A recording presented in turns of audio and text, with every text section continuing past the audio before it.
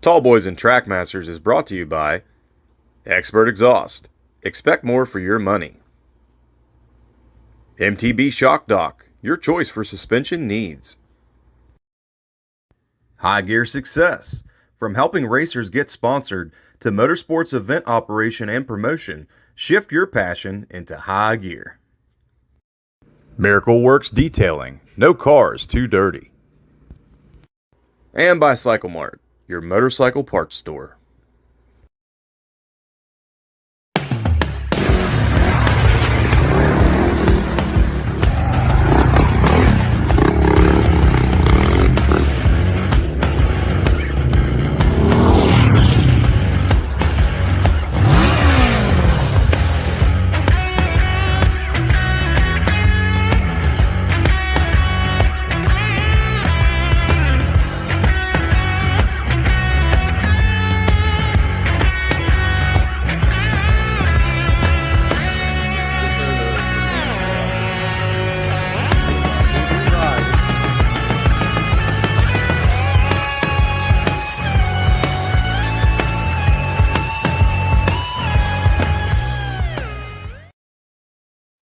What is up, ladies and gentlemen, and welcome back to episode 64 of Tallboys and Trackmasters.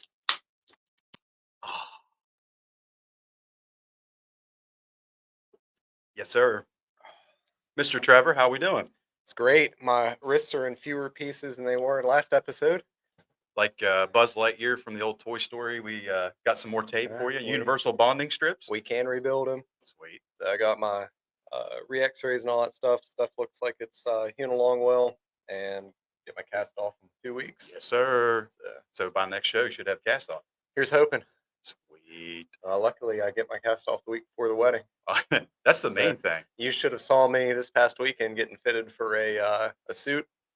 Trying to get in there. No, this won't fit at all. So explaining to him, like, one arm out. Like, this is my length. This is what we kind of need, right? Yep, exactly. Yeah. What did you get the orange leisure suit like Dumb and Dumber, or what are we doing? I went with Robin Egg Blue. Oh, we got the blue. Yeah. Nice. Top hat, cane, right? Yeah. Cool. Combo. Cool. Sweet. Yeah. Yeah. I'm sure Shiloh will love that. Well, she's over in the That's corner. why I had to get blue. She got the orange one. Oh, she got the orange dress. Well, that makes sense. That makes sense. Not orange dress, orange suit.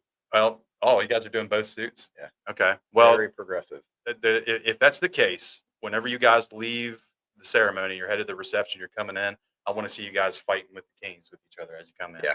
And make sure she's the one that whacks you across the legs in the back whenever you come through. We can do that. We'll enact the whole Dumb and Dumber scene. That'd be great.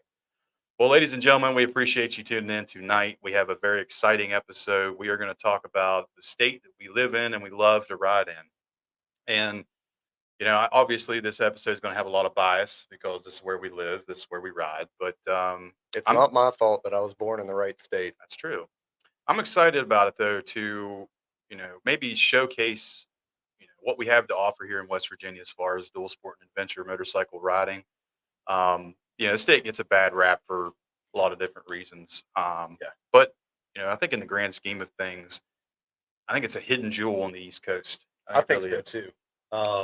For, you know, various reasons, a lot of which we're going to touch on. But the more I travel, the older I get, more time that I end up spending away from this state. And the more I see of what other content creators go through, like where they live, especially out west. And, you know, a lot of these states are just not friendly to off-road recreation whatsoever. Yeah, and I think that's a key point here is we don't have the hoops that you have to jump through as some of these other areas to ride in. And, you know, this not only applies to dual sport and adventure motorcycling, like you mentioned there, it's any type of off-road recreation. The state is super receptive to. So I think it would behoove us to go through and maybe list some of the other areas that, you know, we can say right off the top of our head that that's a great place to ride. Like one that I can think of is Colorado. I mean, that's probably one of the peak places that you can off-road recreate. I'd really like to go out to Colorado again. I went in 2017. And that point, we just had some side-by-sides and whatnot. One of my my buddies was scouting for elk season, so we just kind of went around and explored. And you touched on it earlier, but there is a downside to Colorado, and that is it's really seasonal Yeah, trail access out there, not due to any permitting or things like that. It's just the weather. yeah, yeah, and that's one thing we can definitely talk about here to start with Yep. is, you know, West Virginia is pretty much on the 38th parallel, which is kind of interesting if you think about it because, during the Korea War, a lot of training was done here in West Virginia, Dolly Sods area, and that kind of thing to Yep. get people acclimated to the weather and what they were going to expect when they went over there. But, for the most part, our typical riding season lasts from, I'm going to say late March to mid early November. Yeah, It that just sounds kind of about right. it kind of depends on, the winters and everything. But for the last 5 years, we've had some pretty mild winters Yeah. compared to how it normally is. So you really start to see the temperatures start to rise late March. A lot of the snow is already off by then, and just it's pretty temperate here in West Virginia. It can Yeah. get humid in the summer times, but We also had I would say unseasonably. It's like we had all the hot days for the whole summer stacked up in a continuous like month and a half run. yeah, Um, it's pretty. It just downright sucked to get out and go riding, unless you were taking off at like sunrise and then being done before it really started getting hot yeah. around noon. You were really battling some sweat. Yeah, but like you mentioned, with Colorado and Utah and those, Yep. awesome places out west to ride. And don't get us wrong, we would love to be out there riding some of that stuff. But yeah, like you mentioned, like you can't really start riding until the end of summertime, and Yep. even at that point, there's still a lot of snow on these mountain passes that are Yep. fun to ride. So it's really hit or miss of, you know, whether you're going to even be able to go across So those we areas. we went in August, and we got around to some of the sides of the mountains that you could tell the sun really didn't hit, Yeah, and some of them were pretty well impassable due to the amount of snow that was across the trail. Of course, all the trails in Colorado that go around a mountain, it's just you know cliffside, the little 8 foot wide path, and then cliffside. yeah, Some of them are pretty steep, but it makes it really difficult to navigate if there's snow on because there is no go around in a yeah, lot of cases. yeah. That's another good point as well. Like I said, I'd love to ride Colorado. I know our buddy Chris Burke is up in Wyoming right Yep. now doing the BDR. That's another great place that you could go and ride. I think that brings up another point. Pretty much any place where there's a BDR established is going to be a good place to go and ride. Yep. Agreed. So California's got one, Oregon, the Pacific Northwest. But you got to deal with a lot of weather up in that area. It's rainy all the time. That's why Yeah. everybody's always sad up in. And it's rainy. It's rainy in a different way than West Virginia is. Like at least in West Virginia, you get caught out in rain. We get caught out in rain when my fiance and I go camping, stuff like that. But dry weather normally isn't too far away. Yeah, If you're riding a BDR type setup, imagining a whole week of just driving through continuous rain once you get into like Pacific Northwest stuff hmm like that would just be it would really suck the fun out of it in a hurry. yeah, and we have a lot of tree cover here in West Virginia too. Yes. So those places like we're talking out west, there's not a lot of trees. So whatever elements you're dealing with, you're going to deal with the entire time. There's Yep. not a whole lot of getting away from it.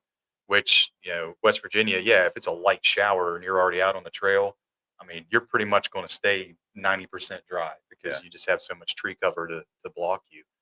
Um, I would say, some of the downsides, early March can be cold. It's going to be pretty cold all day. Yeah. We get like the daily temperature swings in early spring, late fall can be pretty rough. Yeah, Um, like there's everything. there's times I've camped up in Davis, it's been like almost 80 during the day, and you wake up and there's snow on the tent. Yeah, yeah, and you really do have to dress appropriately and stack your Yep. clothing and make sure you're set up as far as that goes because, like you said, you might be moto camping and that night it's a low of 28, and then throughout the day it's going to get up to almost 70. Like that is a huge temperature swing, Yep. but it's pretty easy to prepare yourself for that. But all in all, other than like the dead heat of summer in July and August, the temperatures aren't going to get very real extreme. Um, and just, we do have a little bit of humidity sometimes, and that can play an issue in it as well. But I would say that our climate is one of the best that you could possibly try to ride in I, compared to anything. I think so. I can think of a lot worse climates to try to ride in. Yeah, yeah. Southeast, and we are kind of considered southeast, and West Virginia is a weird geographical area. We're like the southernmost northern state, the Yeah, northernmost southern state. I've yeah, heard it described we're as. kind of our own deal. Yeah. And we're not really Rust Belt, but we kind of are. Like, it's just a really diverse geographical area, and I'd like to talk to that about that next. Is just how diverse the Yeah. terrain and the sights and scenes are here in the state of West Virginia. Um, I think as far as a state goes on the East Coast, we have the highest majority of unmaintained county roads in the eastern seaboard, east of the Mississippi. Um, and that's simply for the fact that it's a mountainous state. It's a very wooded state. There's not a lot of development. Yep. There's not really a straight road anywhere either. Well, the topography of the state makes it really difficult to develop Yeah, once you get away from like valleys and river basins between mountains and stuff like that, where there's some amount of flatness. It's any kind of civilization's few and far between. You'll get like some little mountain towns clustered on the side of a hill here and there, but once you get away from the flat areas and in the mountains, there's very little yeah. out there. It's largely undeveloped. The state's nickname is the Mountain State, and it's called that for a reason Yep. because we are a very hilly population. Yes. I always used to get a bunch of flack whenever I worked up in Little Washington. When the guys figured out I was from West Virginia, they were always giving me that Yinzer, kind of stereotypical. I bet you got one leg longer than the other one. You always lived on walking on that hillside, didn't you? So, I've heard that one too. but I mean, it is kind of true. If you're not in a river valley or some type of basin, you're pretty much on a hillside. Yep. But as far as dual sport and adventure riding goes, I think that's a great thing, just Yeah. because there's so much elevation change throughout any of these roads or these Yep. routes that you're going to find.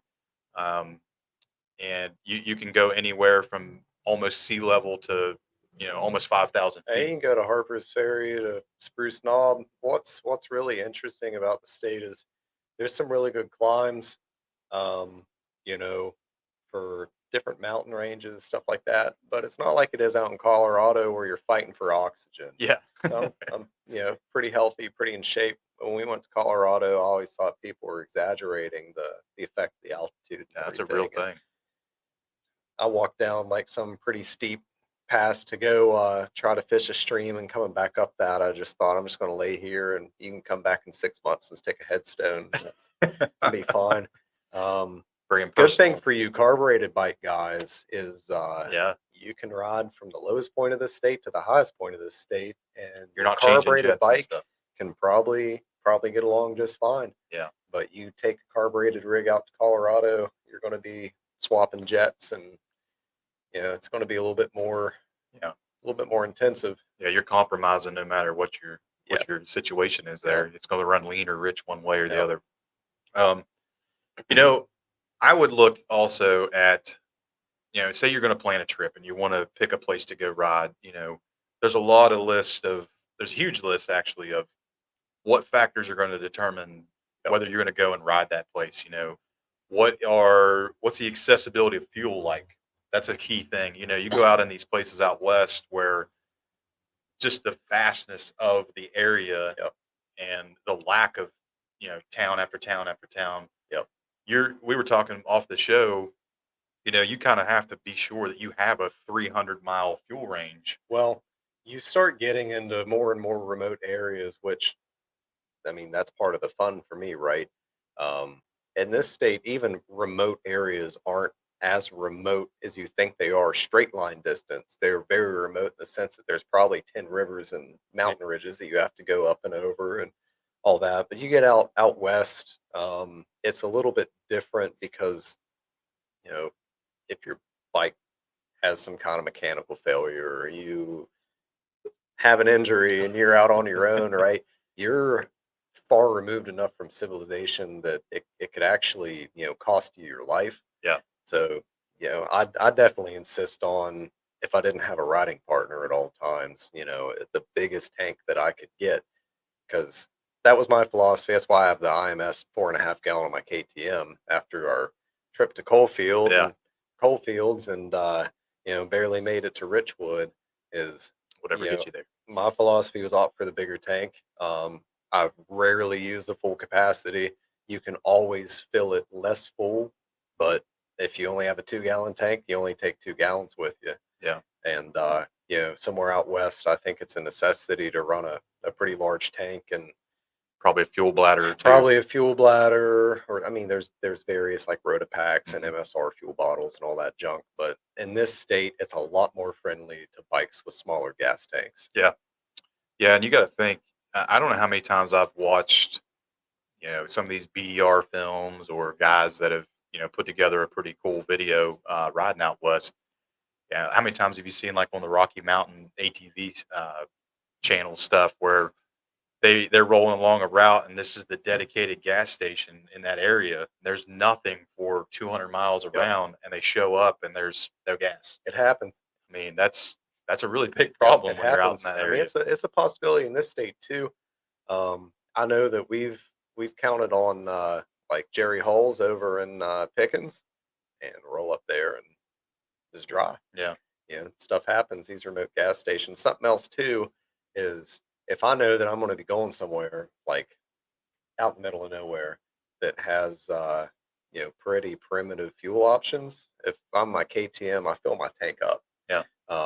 because I know that you know 93 from Sheets, that's a relatively new gas station Yeah. in Fairmont and all that stuff, that it's mostly fuel, minimal water and sediment. Some of these gas stations out in the boonies here are the opposite. Yeah.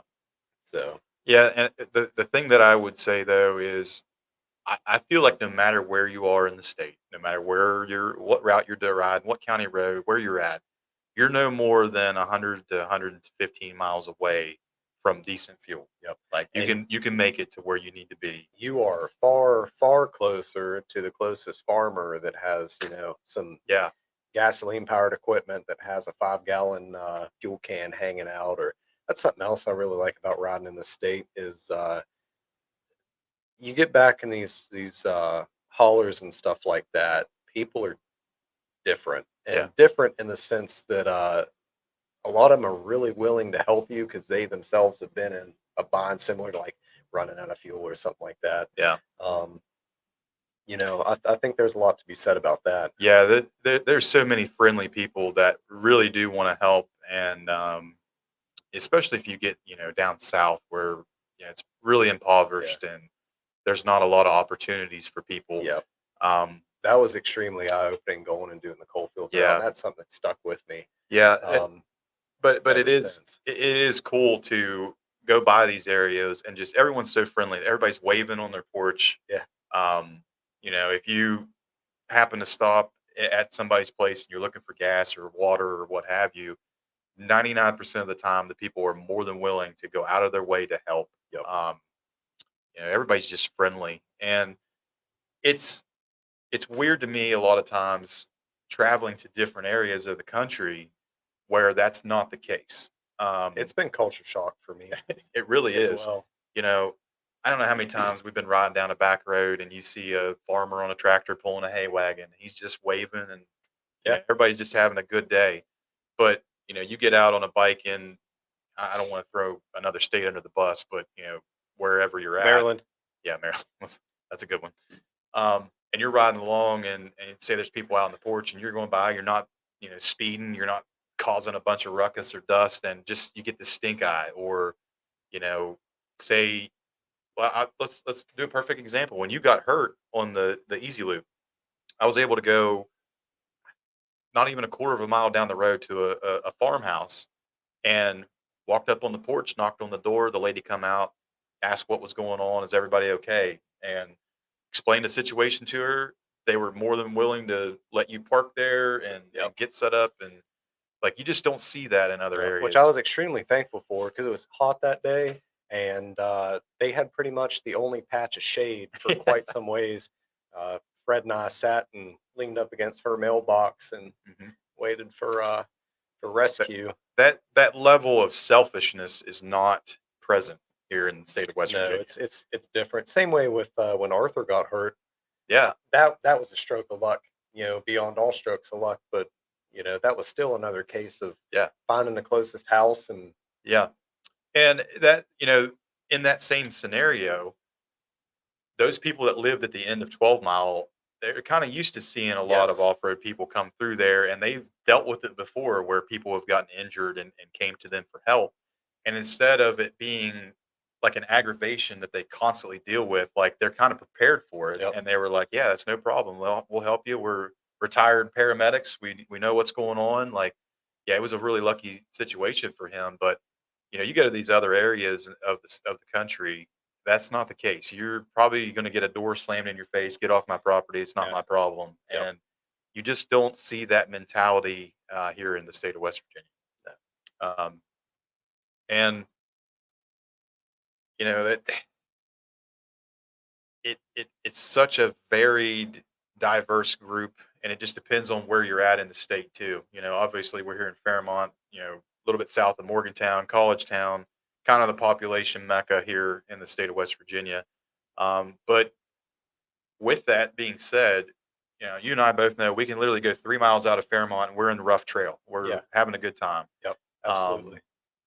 that's not the case in these other states like Yeah. Colorado or New Utah. New You're Jersey seems to be Yeah, in that sense too. There's a lot of content creators I watch that it's honest. The journey they have to make to get to trails would turn me off from like dual sport riding in general. I am not going to beat 80 miles of pavement to go trail ride for 20 miles. right. I'd be trailering. It's not that I wouldn't ride, but I definitely would not be putting, a bunch of pavement miles on like an enduro bike to go do a little trail ride or whatever. But pretty much anywhere in the state, even down at the Capitol, Yeah. we were a very short distance from some really interesting we, trail down there. we're on an overlook and you can see the Capitol building. Yeah, And we're, you know, 20, it doesn't feel like we're 20 feet away from the yeah, centralized state government of West Virginia. And we're on trail. Right. And we can see the Capitol, you can see the yeah. You rotunda can and see the everything. gilded, Yeah, the the the gold the yep, gold ceiling, like it just blows your mind that there's some awesome fun trail 20 feet from the yep. Capitol. That's That's how this whole state is Yeah, I though, was going which to is say what makes it so that's cool. how the whole state is because it was a state that was founded primarily on coal and timber. Yeah. So that led to pretty localized clusters. Industry drove settlement, and settlement followed. You know, wherever there was a new coal mine that opened up, Mhm. or there was a new timber town that opened up. So you end up with a lot of settlements that don't exist anymore along rivers and stuff like that, and Yeah. the end of the mountains and various other locations. But it's the same vein in Colorado, except it's a lot more um, localized. It's a lot more clustered since West Virginia is a far smaller state. But that's what created most of these remote roads that don't seem to go anywhere. At one point, it went to some logging town Yeah. or some coal mine town. That was a really big thing in the state. Was entire towns erected just around one single coal mine in Yep. one specific location, and we got to experience that at coal fields. Mhm. A lot of that, well, I don't know that's infrastructure now that it's undeveloped, but a lot of that all spurred from whatever industry had popped Mhm. up there. Yeah, the gathering of the natural resources in the state, led to these access roads to get to those areas. The small towns, the coal camp mining towns, like you said. Um, and what do all of those things need? Well, they need access to those areas, and 90% of the time, they would cut these old roads in to get to those places, and traffic was pretty extreme on those areas, hauling the coal out, hauling the logs out. So they would make several different branching roads to go to different areas of the state to get out of that. And these were unmaintained and driven on by four-wheel drives. So, that's fantastic for us. And when Yep. those resources dried up, they didn't just gate the roads off and abandon them. Well, some of them they have, but 9 times out of 10, these old cool county roads that are basically trails to us, they connect these little coal mine and old towns Yep. together. So it's very easy in the state to piece together some type of dual sport route, loop, what have you. And lots of people have and are extremely successful with it, making some of the best riding that I've done in this entire country. Yep. Is here in the state of West Virginia. Yeah, I'm really familiar with pretty much everything from Elkins to Morgantown, in this area of the state. It's almost overwhelming the combination of different roads that you can patch together to get from A to B in this given area. Yeah, and Um, hit minimal pavement the entire time. yeah, people, well, back before they paved part of it, people refused to believe that you could go from Fairmont to Parsons and then from there to Thomas and barely touch any pavement at all. Then Yeah, they paved a bunch of stuff around Tudor Creek and that kind of right. changed things a little bit. But there's a lot of areas in the state that you can cover some serious ground on very little pavement, which for me is the goal. Hmm. Um, beyond just general exploration, I prefer to do my exploration on dirt as much as possible. Yeah, I think we're both in agreement on that. But on that same token, you know, there are so many opportunities no matter what type of riding that you do. If you are a guy like us that likes, pretty hardcore off-road stuff, it's everywhere. Yep.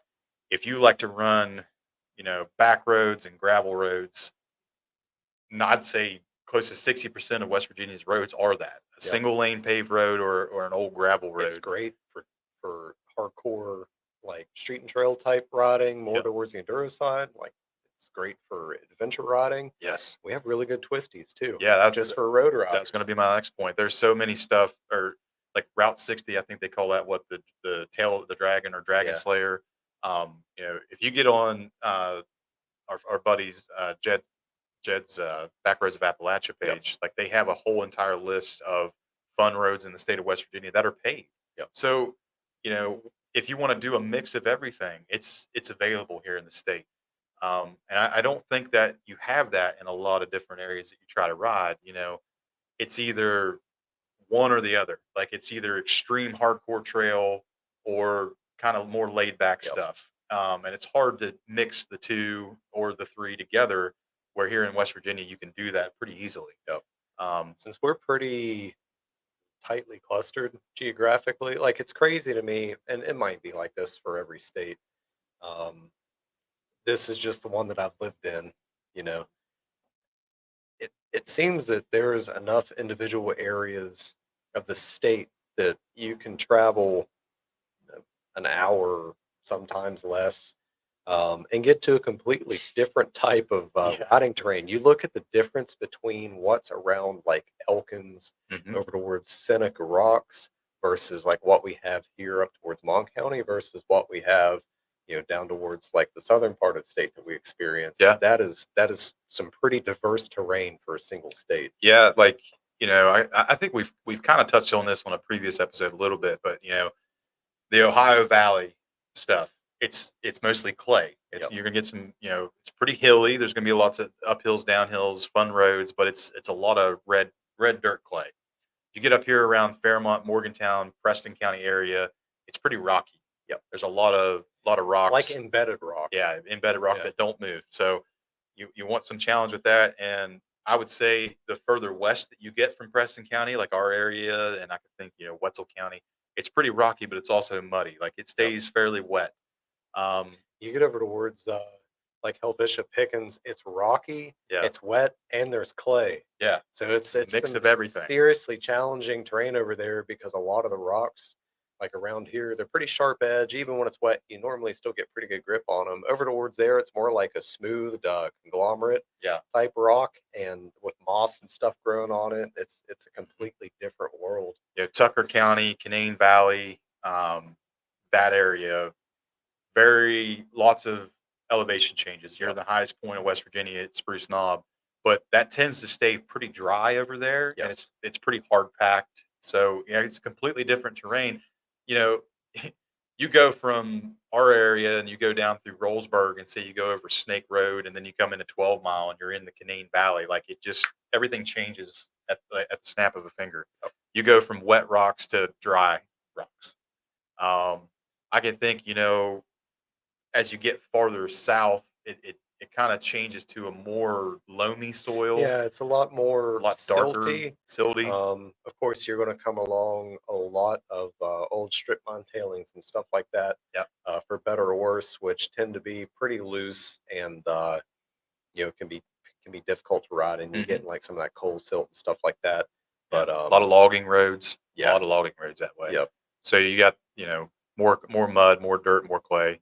And we was talking about before, like the way that the climate can change so much in the state of West Virginia. That also changes all the terrain that you ride on as yep. well, and pretty quickly. Well, So I mean, look at how some of our local trails have been changed. We had some pretty heavy, like cloudburst type storms earlier this summer, like Lake School mhm.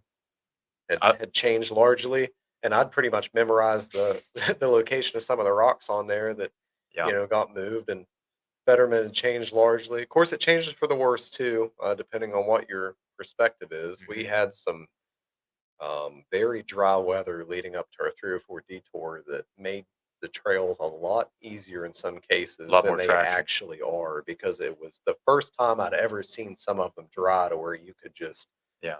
tractor up what used to be a horsepower momentum hill.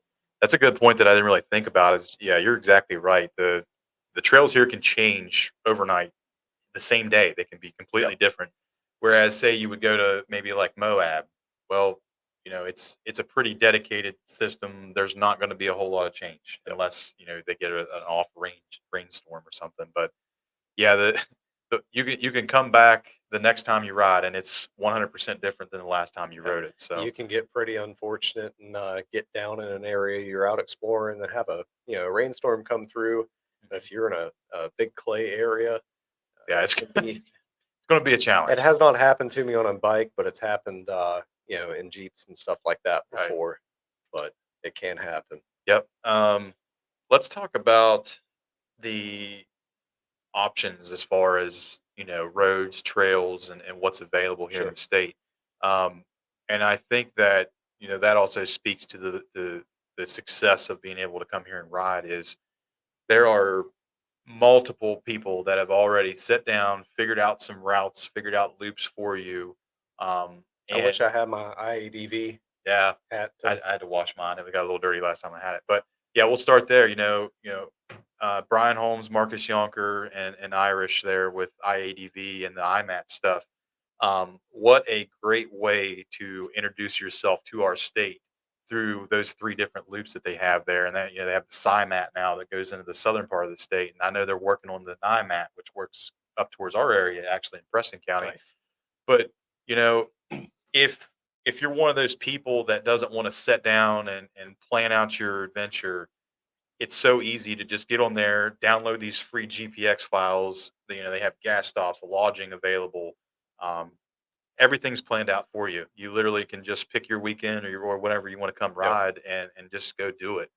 Um, Everything that they have there, coming out of the Davis Thomas area, you're going to hit all the highlights of the state. You're going to hit Dolly Sod, Spruce Knob, Sinks of Gandy. Yep. There's just so many cool things to explore and see here in the state of West Virginia, and that is one of the best ways to do that is to do the IMAT stuff with Mr. Infamo himself. You know, Laney Hoosier with Adventure Horizons and his tour to Coalfield stuff. What a fantastic way to experience the southern part of the state. Jed Smith and the guys Yep. at Backroads of Backroads of Appalachia. Appalachia. We've done two 24-hour rally endurance style events here. One went from Seneca Rocks to Point Pleasant as a point to point challenge across the entire state. When I did that in the Jeep, the whole time I'm thinking like this is a perfect dual sport route to get across the state of West Virginia. Hit so many cool things. The last one we did a lot of the Tour to Coalfield stuff and hit some of the harder sections as well. A giant, 460 some mile loop to, and you're never leaving the state of West Virginia. You're all in the southern part of Yeah. the state. Um, Old Jeff Wright, Mr. Gabby. I don't know if you saw, he's been kind of quiet this year. I haven't really heard a lot from Yep. him. And lo and behold, he's worked on a route that goes across the entire state of West Yeah. Virginia. I hadn't seen much out of him, and then the other day I got an invite for Yeah. a group Yeah. related to that What is Let it me look called? that up. The Cross West Virginia Adventure Trail, I think it Let me was. look that up. And, Super cool stuff. Haven't got to give him a run any of shout out. that. Yeah, we'll give him a huge shout out. Thanks for doing that, Gabby. And all of these files are free to download, which is the best part. You're not paying somebody to get the best maps. Yeah, the Cross West Virginia Adventure Trail, CWVAT. Look that up on Facebook. He's got the files to download. It's broken down into four sections. The first one kind of goes from Marietta, Ohio, over towards Elizabeth, I think it was, and then from Elizabeth to Glenville, Glenville to what's the name of that campground there? Can't remember. I'm not really familiar with And that then and then it went from part of there, the state. yeah, to uh, Huttonsville over on the Virginia state line. So Nice. kind of middle towards the south, all the way across the state of West Virginia. Looking forward to running that. I'm definitely going to do that here sometime soon. Um, and that's not just for dual sport stuff, like you were mentioned before. We're both Jeep guys. This is all stuff that's doable in any type of 4-wheel drive vehicle, basically. Yep. So not only is it good for dual sport, it's good for any kind of off road recreation. Um, Obviously, you have the Hatfield McCoy Trail system, which has been a huge smashing success, and what a lot of people outside of the state of West Virginia know as far as riding. Yep. If you're one of those hardcore guys, kind of like us, or you want to do some more, technical dirt bike, single track style stuff, they have trail options everywhere in the, kind of southwestern part of the state of West Virginia. Um, kind of going back to accessibility a little bit here. We're what 3.5 hours from DC. You're an hour from Pittsburgh. You're not really far from like Charlotte, North Carolina, probably 4 hours from there. So if you're a person from outside the state, those are great places to fly or drive into and come into the state of West Virginia and experience what we have to offer. Um, and as far as accessibility goes, you kind of talking about how Jersey is pretty strict on riding. Yeah. This state is one of the most laid back, fun places to go as far as that's concerned, because you don't have environmental police after us all the time. You don't have a bureau of land management shutting The down millions of acres of accessible trails. the level of red tape in the state is virtually Yeah, non-existent. it's very little.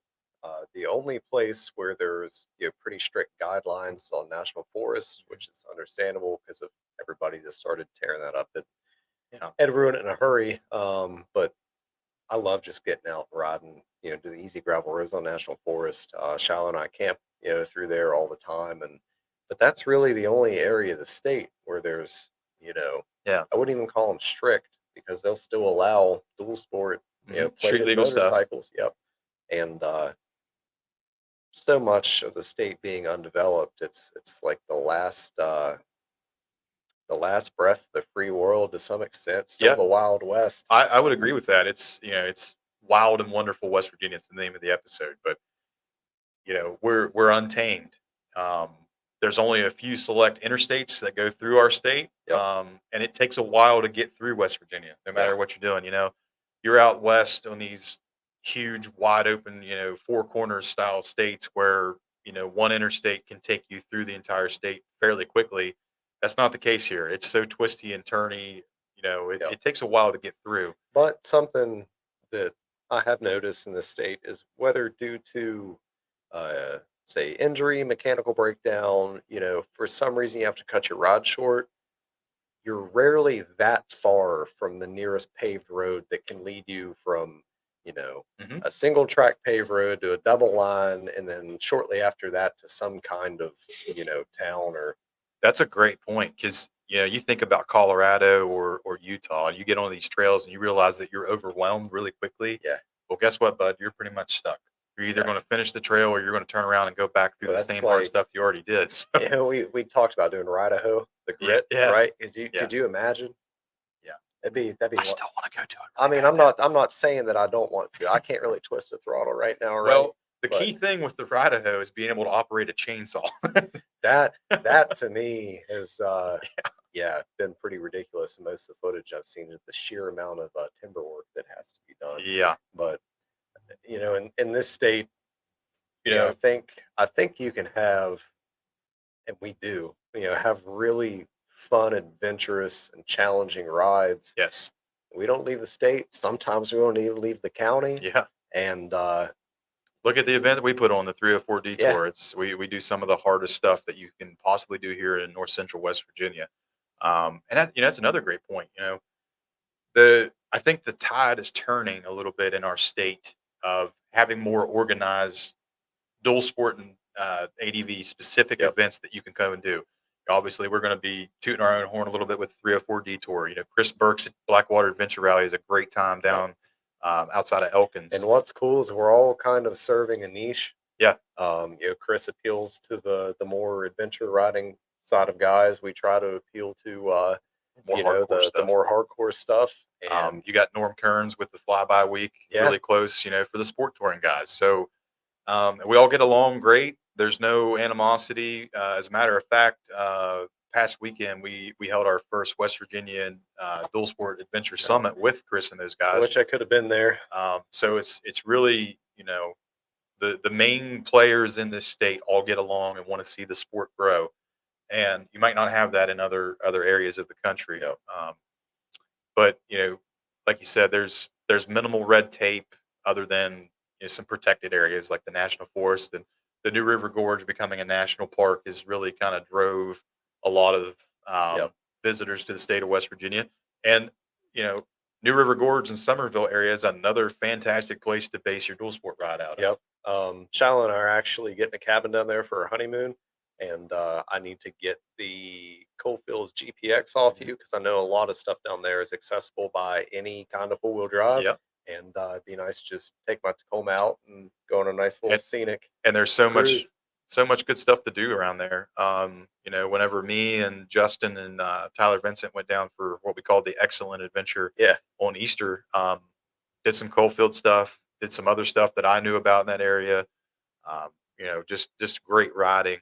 And I think another key point is I think West Virginia almost like per capita and due to our size, we probably have more state parks than a lot of different states We around definitely us. have a lot. So there's so many cool places to base your adventures out of, whether you're a guy that wants to hotel camp, cabin camp, Yep. moto camp.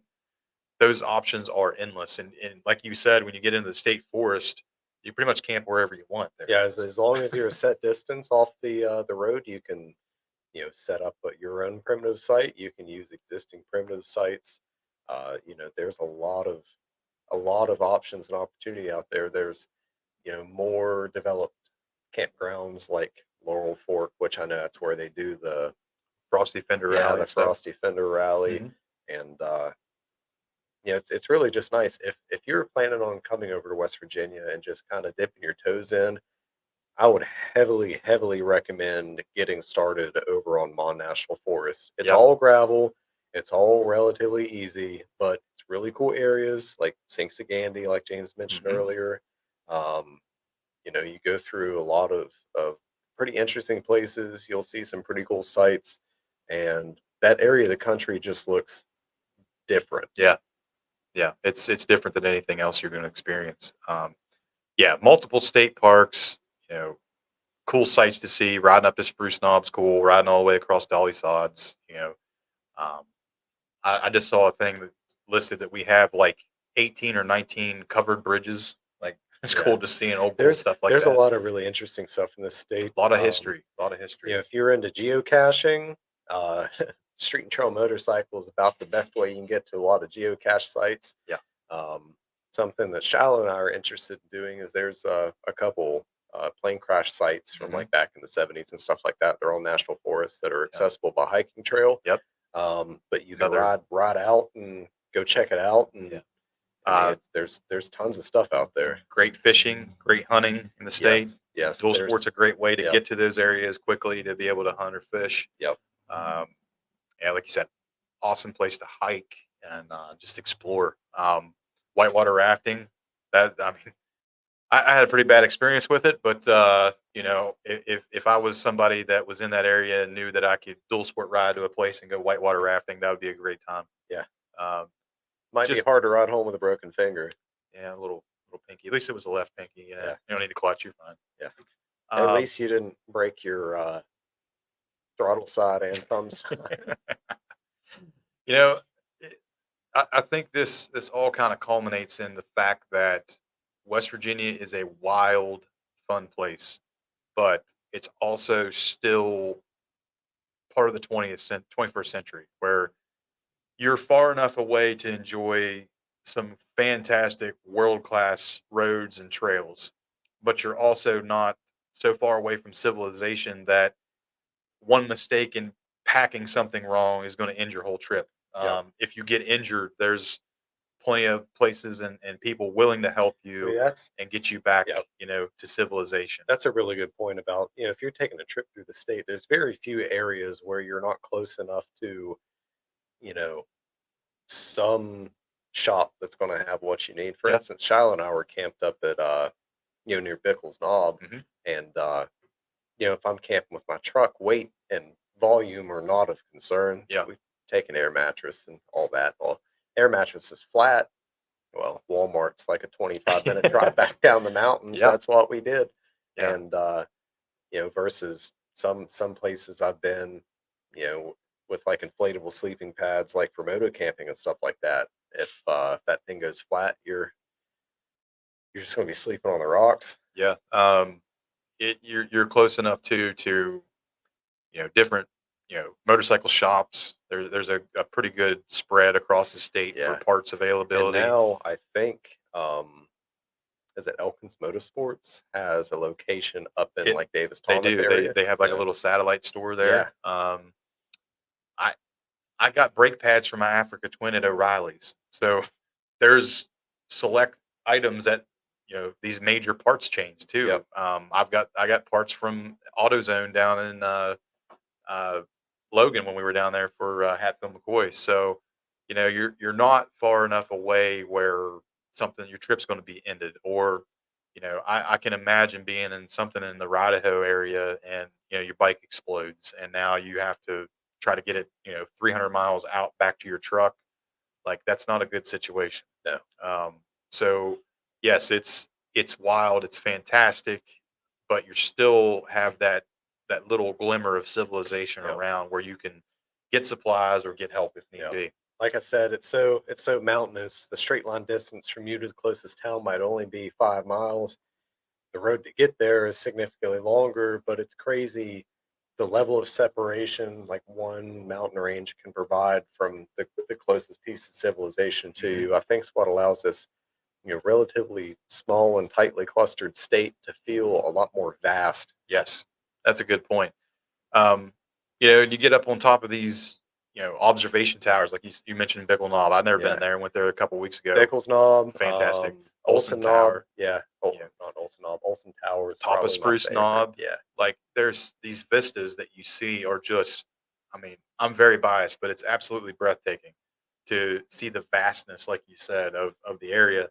And when you get up on these places, it's not like a lot of other locations where like, oh, this is really cool to see, but here's a giant city and Yeah. horrible traffic and No, pollution it's and all just this stuff. especially standing on the Spruce Knob Tower. Yeah. It's just as pretty much as far as you can see is more rolling hills, more mountain farms, stuff like that, Hmm. and it doesn't cost any money. Yeah. That's something I've observed from other places I've went to is like anything worth seeing, someone's found a way to monetize. Yeah. Spruce Knob's free. These fire towers and lookouts are free. Traveling and seeing the sights on National Forest doesn't cost you well, excluding the money you pay out in taxes, Yeah. which for me is a very worthwhile investment. Yeah. But you're not paying anything on top of that just to go check these places out.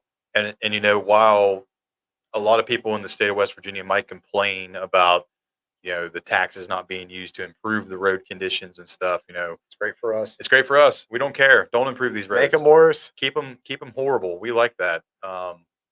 Just, I mean, there's just so many different factors that go into what makes this place such a great place to ride. And I continue to see people that are from way out of this area coming in to ride our state of West Virginia. When we did the summit, we had 3 guys from Ohio come to Yep. ride. They're from Ohio and they come and ride in West Virginia all the time. We've mentioned it before. Rob and Lisa used to live in New Jersey. They moved to Romney just because they like the state of West Virginia. It's so Yep. much better for what they do, and that's the case for a lot of people. But much to see, so much to do, but still has that little glimmer of civilization in case Yep. you get in trouble. Yeah, be sure to hit up, FDSR, IMAT, Backroads of Appalachia, all these great organizations that have routes available for you. Like you said, not having to pay for stuff. Those are all free GPX downloads. Yeah, and Like as you far can as fill your navigation setup up yeah, with routes across the state of West Virginia. as far as you know, just reaching out to FDSR, for instance, somebody on there that's familiar with the area you want to ride is likely going to respond. Next thing you know, they might be offering to meet up with you and go show you the sites because, like we've said before, we like to share, Mhm. what we've found or what we know with other people. Yep. And it's such an easy state to start piecing together this guy's route, this guy's route, this Yep. guy's route to make just an epic dual sport ride. Yep, agreed. Anything else that you like about the state of West Virginia that we haven't I went mean, over? I could go on for a long time to come. There's lots of beer available too. Yeah, Some that is something that's pretty nice. A lot of these more major campgrounds are a short distance from the closest convenience store. Yeah. 12-pack looks good on the Get- rear rack of a bike. get some tall boys in you, son. Yes, sir. Little moto camping and tall boys. Yep. Everybody likes that. Tell you what, you get drunk enough, you won't care what your sleeping situation is. You'd sleep under a tarp next to your bike. The one thing I would warn you if you're coming to the state of West Virginia and enjoying our lovely offerings that we have, say you're in a back holla and you're hanging out and some guy in overalls comes up to you and offers you some kind of clear liquid in a mason jar, just be prepared and be prepared. Yeah. You're about to not remember what you did If that you've day. never tried, I don't consider Old Smoky to be moonshine. That's just Nah. uncommercialized, over sweetened, whatever. If you've never tried actual homebrewed, illegal moonshine, it's a different experience. Real moonshine's made by a man named Daryl that hasn't come out of the holla in 3 years. Yeah. That reads at a fourth grade level, and everything that he touches smells like paint thinner when he's done. That's the great moonshine. Yeah, real moonshine's made from deer corn from the local feed store. Yeah. So yeah, great food too. Home of the pepperoni roll. Pepperoni rolls are a staple in That is a one lot of of my things. favorite dual sport lunches because it Can't does beat it. not. Yeah, It keeps. it's great. I love, especially like our buddy Jack Sloan and the boys of West Virginia Off Road that do that week long 4-wheeling trip. They're always great ambassadors of the state of West Virginia and sharing moonshine, pepperoni rolls, and lean into the stereotypes a little bit. I always do. Yeah, don't be ashamed of stuff that makes your state stand out. Yeah. As long as it's semi-positive, I agree. Lean into it. Yep. And I don't think there's anything else that we're missing. I'm sure there is, but we got some junk to cover on industry news. Yeah, there's been some stuff shaking loose. We definitely want to get into that. So without further ado, it's time for some industry news.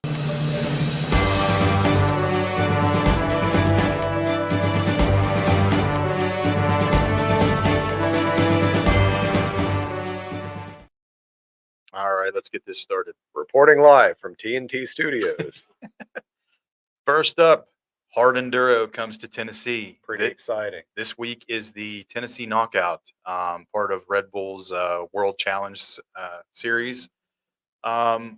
This has morphed into one of the premier events on the circuit. I would personally say that it's in the top 5 now. We're pretty biased being here in the United States, but it's catching on. All of the top name guys are going to be there this year.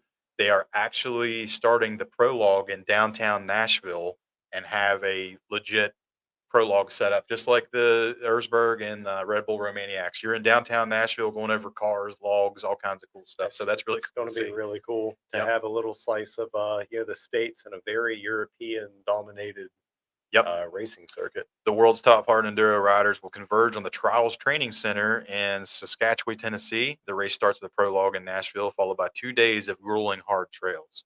I would say that obviously we're going to be rooting for Cody Webb to defend his crown from last year. Manny Lettenbetter, Mario Ramon, Wade Young, and others. Carson Brown.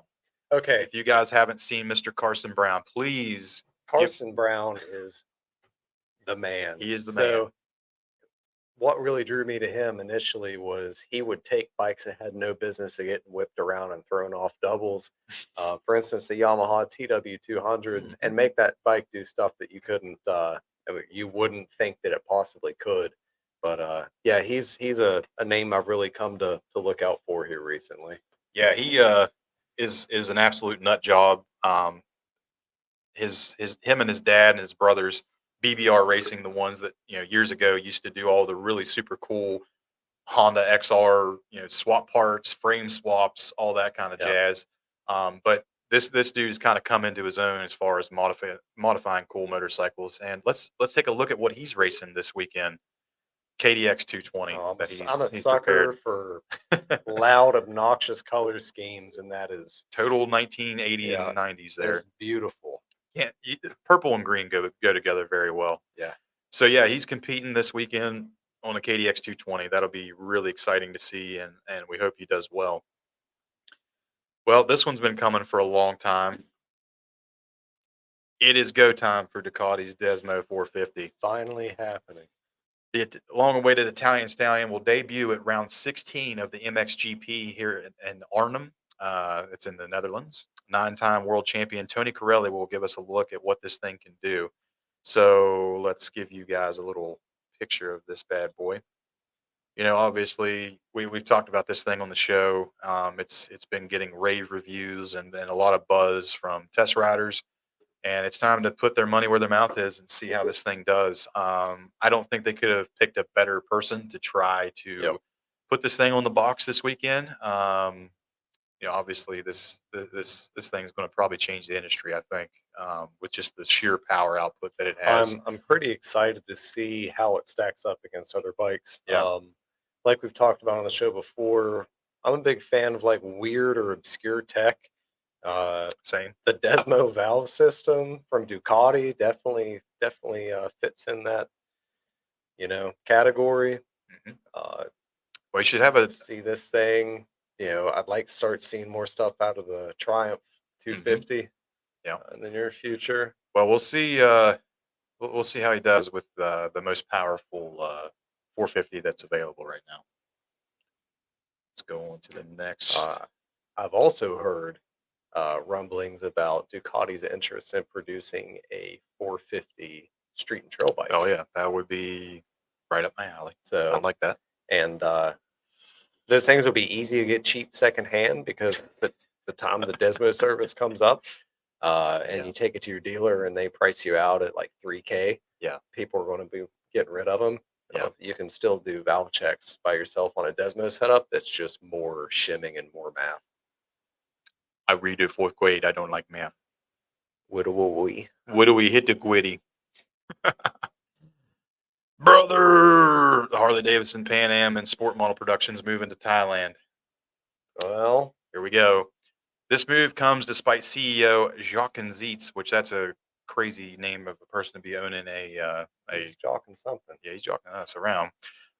Previous assurances that the motorcycle sold in the United States would always be manufactured here. Even brother can't escape today's cost constraints. So this will take a minute, but I'm just going to go in on Go for it.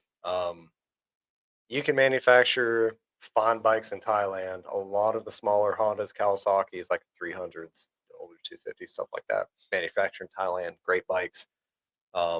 Harley leaned so heavily into this macho outlaw Americana, persona or whatever you want to call it, that they can't get away from it until most of their current users are out of the market. Yeah, they're aged out. They're aged out. So they're in a really bad spot where a lot of young people aren't too interested in the newer Harleys. I know there's a lot of subculture with younger guys and embracing like the old pan heads and stuff like that, shovel heads, which I think's really cool. Yeah. You'll always have that. Young guys will always want to hot rod vintage equipment, but I can see Harley utilizing their manufacturing in Thailand to try to produce bikes to get younger people more into the scene, especially at a price point. But like I said, they've leaned so heavily into this American, heritage side of things so much that their current users are not going to care for the No, there's move. already a lot of backlash over this. And it's a lot like every other manufacturer. They've owned this factory in Thailand for years. A lot of the new, I think it's called the Revolution engine. It's the new liquid cooled. Most of them, A liquid cooled oh Harley. yeah, Oh my most goodness. most of these engines have been produced at this factory for since the beginning of time. So it's a way for them to try to cut costs. Every manufacturer is doing this. We've harped on this before. Just the way that the industry is these days. Trying to cut down on manufacturing costs and maximize profits because Whether people like it or not, we're a globalized economy. yep. But yeah, like you said, the that image of being Americana is slowly crashing down What for was the Harley. entirety of their selling point for a ridiculous amount of time? It's like, yeah, it leaks oil, and the amount of power it produces is just a byproduct of the noise and vibration that it makes. Yeah, But it is the quintessential American bike. yeah. Um, It's a quintessential American company. yeah, Not just in the motorcycle realm. Just that's a American brand, yep. American name. So it's going to be hard. Well, it's going to be interesting to see how they toe that line Mhm, moving forward, because they're stuck between a rock and a hard place of appeasing mhm. their current, user base, and then trying to appeal to younger people. I think we've talked about it too. They went in all in on the electric thing too, buying out Alta and Yeah. trying to produce, the Harley Livewire, I think it was called, the electric Harley, and that just was an absolute disaster for all parties involved. Ended up shutting Alta completely down, getting them out of the market, and then they never ended up doing anything with the electric technology other than spending a bunch of money. So I think it's a byproduct of their bad decisions, and it's also a changing market, like you said. Yep. That the younger crowd is not into what they offer, and I think that the Pan Am was a chance to offer somebody the ability to go try and do everything, which I think the Pan Am has been fairly There's successful it's for Harley it's a pretty Davidson. But interesting bike. I'm yeah, glad somebody came out and made something that was at least different. yeah, But we had that sit down with Tom McKee discussing the kind of the dark age of Harley, hmm where they'd been bought out and had a lot of quality control issues, stuff like that. They came back before. It's not impossible to think that they could do it again. yep. We'll just have to see what the future holds. Brother. So you sent me this offline, and I had no idea. So hats off to you for breaking some breaking news. Adventure trike and I'm good. another I'm good at e-bike. breaking. You're good at Yeah. breaking things. This kind of came out left field. It was literally released 5 hours ago, but Can-Am announces a new three new adventure ride Spider models: the Canyon XT, and the Canyon Red Rock. Each come with different levels of suspension height and luggage accessories. You think there's gonna be a market for these things? I don't know, man. That's gonna be the main issue, I if think. if the age of $80,000 Jeep Wranglers has taught me anything, people will buy anything. Yeah, And there it is. it, it's hard to look at. It looks like something out of like a 2000s like space themed video That game. it looks like something RoboCop would ride. But here's what I struggle with. A couple of the channels I've watched have taken those things off road in stock form and everything, Yeah, and without some way to make it three-wheel drive, you're really limited. It's like it is all the downsides of like a two-wheel drive uh, yeah, small Jeep combined with all the downsides of a motorcycle. You have one wheel driving you forward. It's not particularly wide. It yeah. is still almost as wide as an older Jeep TJ or something like that. It's not light enough that you can easily just manhandle it like you Mhm. can a bike. I struggle to understand who the target market for that stuff is, because the people I normally see on machines like that aren't people that venture off pavement. That Red Rock model, which is the top of the line one, is $38,000. That is absolutely insane to me. And I got a lot of flack on FDSR for kind of making fun of trikes there a while back, but you know, I see these guys ride around town, and brother, somebody must have heard us making fun of Harley outside the studio there. But if you watch these guys ride around town, it is hilarious when they come up on a rough section of road, because guess what? You can't avoid any of it. No, it's just You're either hitting your front wheels on the potholes or your rear wheel. There's no way to go around. Now, can you imagine taking that off road and trying to navigate through ruts so and one. different stuff? Both you and I, into Jeep stuff like that. Trying to watch the placement of, or I guess visualize the placement of four tires on obstacles Mhm. was difficult. One of my favorite things about riding dirt bikes is I only have to really worry about where the front tire is going. The Yeah. rear will just figure out where it wants to go accordingly. Yep. Um, so you get the worst of both worlds. And another thing too is with full wheel drive, like trucks, Jeeps, etc., and motorcycles, you are creating one set of tire tracks. Mhm. So your front is already kind of smashed down and created the trench through like the mud or whatever you're going through. Yeah. But not so with one of those. You've got Yeah. you got a lot of stuff working against you. It's a really odd machine that, like I said, I struggle to understand what segment it's going to fill, but I Yeah. wish they would make one that was three-wheel drive. I think that would be That would be cool. interesting. Yeah, like you said, you got to think though. A lot of the trails that we run, you have a rutted out road, single lane rutted out trail with a pretty aggressive hump in the Yeah, center. very significant crown. So what do you do? Do you get the front wheels out of the hump, out of the rut, and ride the sidewall? Well, your rear tire is going to be stuck down in the rut. Now you're going to be dragging through there. Do you just keep the front wheels in the rut? Well, now you're going to be probably high centered and you have one wheel trying to drive you back. So you I and don't I, get it. you and I both watch Matt Spears Yeah. on YouTube. Yep. I bet dollars to donuts that he will get a hold of one Oh, and do 100%. something ridiculous with one of these things. Yep. I can already envision like one with a 33-inch bogger on the back wheel. Yeah, But bud. just weird, man. Yeah, I don't know. Can-Am's not done there. They also are re-entering the motorcycle market with an electric adventure bike, the Origin. It features a 90-mile range, 47 horsepower electric motor, regen charging, and a 21 18-inch wheel combo. I did see another spec where they say that it can charge itself from 20% up to 80% in less than an hour, which that's pretty good for an We're electric motorcycle. we're getting there. We're getting So there slowly, I think. you know, I got a picture of it here. Let me it's pull it not the up. worst looking No, it actually looks pretty electric bike good. I've ever seen. It's a pretty interesting approach, actually. The electric motor is on the swing arm. Mhm. It is a sealed chain drive with an auto tensioner, very similar to what a lot of snowmobiles Yep. utilize, which come from Can-Am. Yep. Makes sense. But we're getting closer. I think we are. This is probably the best attempt so far at some Yeah. type of electric dual sport or This is adventure the bike. most non-sucky, Yeah. offering that I've seen on paper, at least. I've said in the past if they can make a electric dual sport bike with 300-mile range that could charge like within an hour, Mhm. I Sell would like I hotcakes. would be an early adopter. Yep. Because that's really ticks a lot of boxes for me. The price on this one is I think in a little bit more of the realm of possibility too. The top of the line model I think was right at 14,000. That's not far. No. You're talking And- KTM money at that point. So In an it's not age bad. in an age where a new Honda or Kawasaki go race your local hare scramble is in the realm of like 8 grand now or something, or more, closer to 10 maybe. Mhm. That's not crazy. Something that I do wonder though, as an observation I made with a lot of electric offerings, is this just another rebranded Chinese, Yeah. Could be. bike? What is top the of charge? Eating You a meal?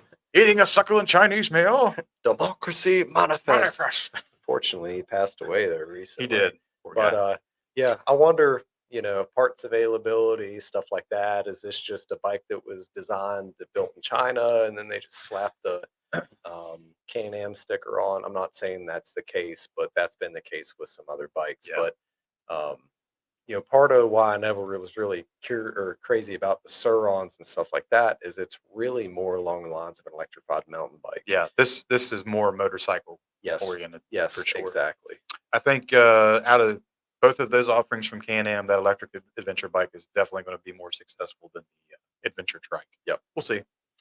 Let's go through some of the comments before we get into had to layer down. And I got a really funny picture to show for before we do the had to layer down segment here. So Jamie Thomas said that he found the climate information interesting. Didn't realize how it changed in different parts of the state. Pretty cool. That's 100% right. Yeah, pretty significantly in a lot of cases. Yeah. Heather Wilson says, "Hey guys, how are you doing, Heather? Hope Yellowstone is cool." That's where she's at That's right now. I've seen exciting. some pictures of that. Looks awesome. Nice. And last but not least, Marcus Yonker. West Virginia is truly an awesome state. Glad I have a small part in helping promote riding in the state. Yep. We appreciate what you do, Yep, guys. absolutely. You guys are awesome. So, in this day and age where artificial intelligence is getting kind of ridiculously crazy at this point, with I've heard everything from old music artists releasing new songs using AI, AI generated everything these days. Um, Somebody took it upon themselves in that hilarious group where Had to Layer Down started hog crankers against grass clippings, and they asked AI what it thought a picture of cranking a hog, had to layer down, and grass clippings would look like. And this is what it came up with. And I think it's pretty good. Check that out. Yeah. All it's lacking is like a bunch more skulls and I mean the guts on Deb, point. Deb but- is very concerned in the background. Yeah. The guy's face says it all. He had to layer down. I mean, it looks like he hit a grass hay bale. That's what it was like following that one tractor and like Yeah. big trailer full of some kind of silage or something like that in Virginia. Oh my gosh. Love it. Love it. Thanks, AI. Hopefully we can get a little bit For this one get some more- specific thing, Yeah. thank you. Everything else is Well, terrifying. if Arnold and the Terminators take over, at least we got that out of them before they had to do that. Well, without further ado, it's time for Had to Layer Down. Did you run into some clippings? Did Barb take the kids? Well, Hoss, maybe you had to lay her down. This week's Had to Layer Down is brought to you by Dune and Destroy on Instagram. This made the rounds, made some national headlines, actually. So make sure you guys check out Dune and Destroy. We appreciate them sharing this footage. So, little background story. This is at the Silver Lake Sand Dunes in Michigan. And this goes to show you why, if you're riding an area that you can't see the other side, it's a really good idea to have spotters. And if you have spotters, you should probably make sure that they're doing their job. Yeah, Unlike without a these doubt. guys. So we'll let this one play out.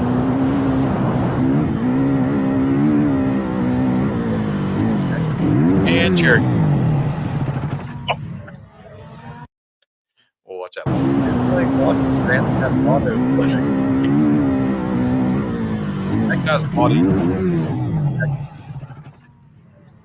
Absolutely insane. And I was onto something about conservation of momentum.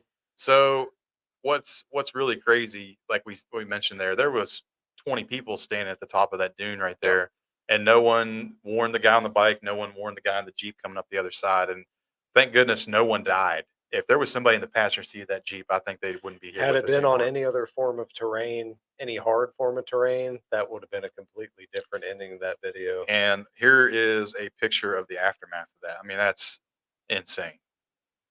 And you can see like all these people were around at the top of that dune. Yeah. So And he did get, yeah, he got severely pretty injured. bad injuries from that. So heal up, man. I haven't, dug around to try to find any additional information. Unfortunately, it's the age of what source can you trust? But my goodness, if I relied on, for instance, you to spot me while I was doing a hill climb or something like that, don't let me down like that. I'll try not to, bub. I'd at least tell you if something was coming at you. You're good. You're good. You're good. I'm sure there might have been a lot of these involved. Like, man, that was crazy. Did you see that? Yeah. Glad I'm not those guys. Yeah. I mean, that's how it is a lot of times, especially with some of the side-by-side crews out running around. Oh, yeah. Well, that's going to do it for us this evening. We hope you enjoyed the episode and learned a little bit of something about West Virginia and why it's such a good state to ride. And it's one that I'm going to continue to ride in. Yep. I'm not leaving anytime soon. Well, with that, we'll leave you guys this evening. Thank you so much for watching. If you could, please hit the like and subscribe button. It helps the channel out a lot. And we look forward to an episode here in a couple of weeks. We'll see what we talk about. Yep. Thanks for your guys. time, everybody. We'll see you. Did you run into some clippings? Sorry. Had to lay it down twice. We'll see you guys.